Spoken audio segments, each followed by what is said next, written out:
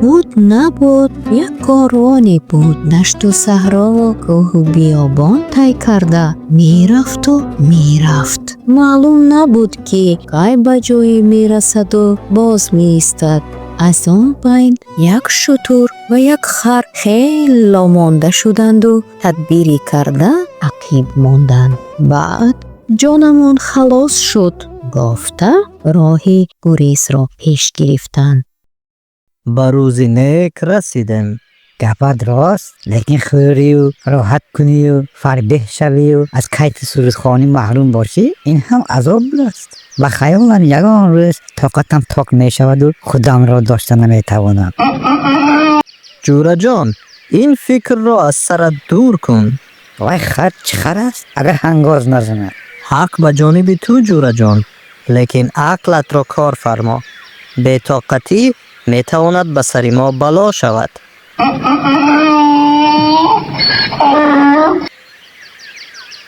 در این جایهای بیکس و کوی خر از کجا پیدا شده باشد؟ آمده خر و شتر را یافته داشته گرفتند و نزد کاروان بردند. از باران گریخته و ژاله دچار شدم.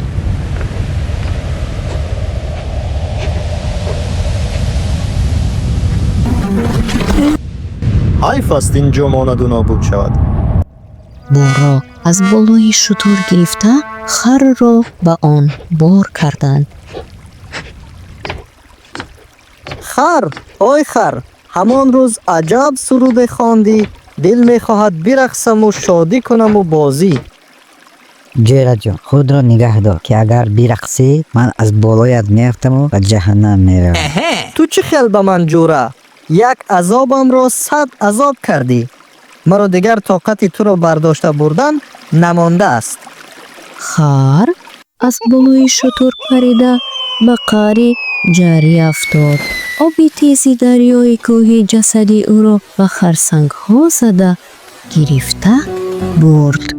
یک بی اندیشگی کافی است تا آزادی به غلامی تبدیل یابد. خیرات را انتخاب کن تا راحت به جر نرسد.